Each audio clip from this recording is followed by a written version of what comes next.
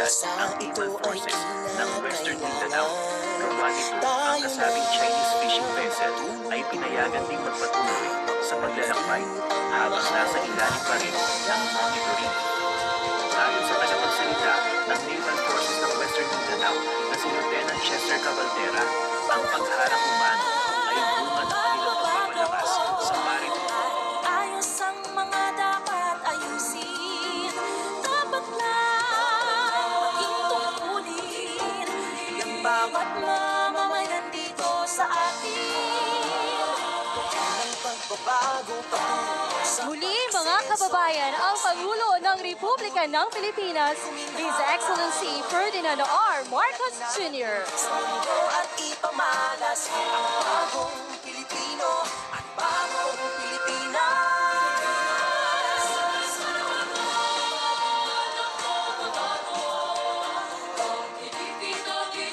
Maaari na po tayong umupo.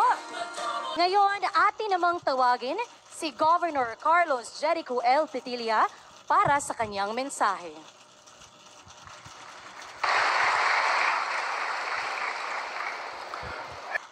Before anything else, I'd like to greet, of course, our President, President Ferdinand Bongbong Marcos Jr.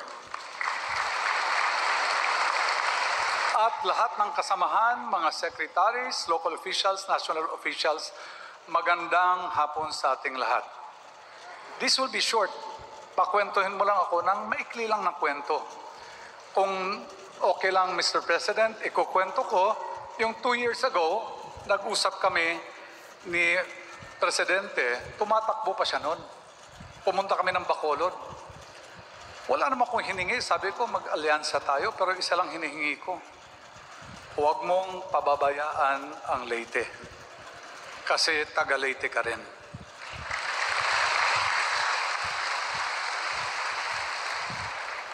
Kaya ngayon, maraming umiikot.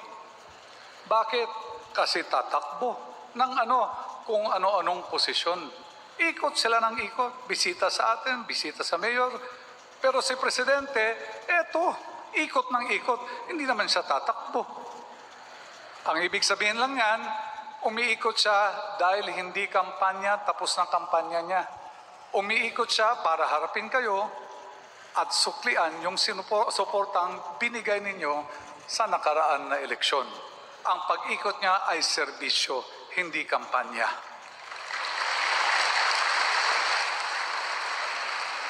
Gusto ko sanang sabihin na pag may tulong ka,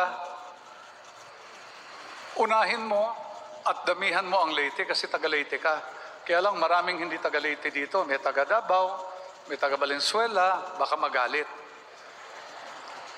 Lalo na kasi nasa telebisyon tayo, marami akong makakaaway. Pero ang sasabihin ko na lang, unahin mo kahit papano ang Leyte kasi ang nanay mo taga Leyte. Si Madam Imelda Marcos. At pag hindi mo inuna ang Leyte, baka magtampo ang nanay mo. Kagaya ng pagtatampo ng nanay ko pag hindi ko inuuna ang bayan niya. So, Mr. President, maraming salamat sa pagbisita mo uli sa amin. Maraming salamat sa mga tulong na binibigay nyo. At higit sa lahat, maraming salamat at lahat dito sa Pilipinas, hindi lang sa Leyte, natutugunan mo ang ating mga problema. Maraming salamat po. Magandang hapon sa ating lahat.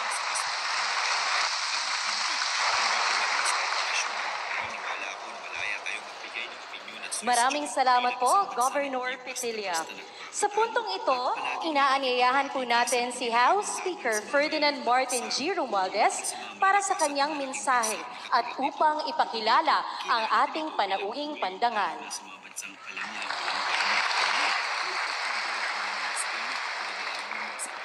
Mr. President, damo-damo ang salamat. Salamat din madamo sa pagkanandito sa Palo, sa Leyte, sa lalawigan ng Leyte. Kaya sa totoo lang po, hindi ka naman bisita dito. Tiga rito ka naman. Kaya homecoming talaga to. Kaya nalilipay. Good.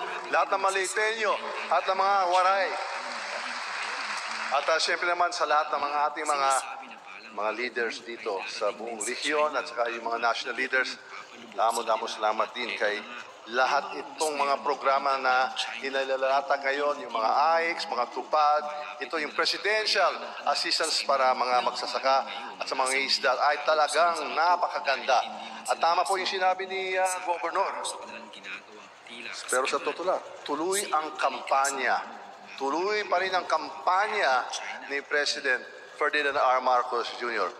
Kampanya kontra sa gutom, kontra sa hirap, kontra sa sakit. Kaya nandito po siya bilang isang waray, bilang isang Leyteño at pinapakita niya sa buong Pilipinas kung paano siya ay maglilingkod. Kaya ito po, lahat po sinabi niya sa kampanya, kaya nalilipad tayo lahat at papasalamat kami po lahat sa iyo po na waray kapoy sa paghahatag ng serbisyo sa mga Pilipino. Mabuhay ka, Mr. President. Ladies and gentlemen,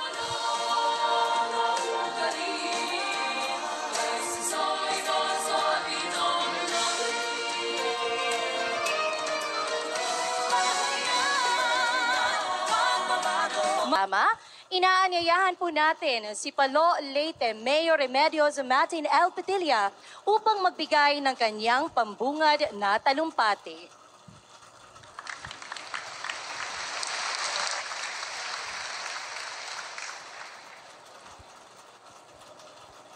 Maupay nga adlaw aton nga tanan. It is my great honor and privilege to welcome you all today as we witness this very significant event. First and foremost, allow me to welcome our most distinguished guest, a person we all dearly love, His Excellency President Ferdinand Bongbong R. Marcos.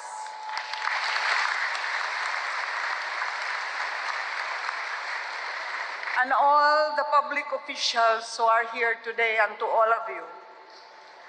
Today's activity, the distribution of presidential assistance to our farmers, fisherfolk, and families, serves as a demonstration of our wholehearted appreciation to those who toil tirelessly to feed our nation and sustain our communities. More importantly, this event marks a crucial step towards the preservation of the welfare of our noble farmers and fisherfolk who, with the support of their families, have endeavored, endured, and weathered various challenges.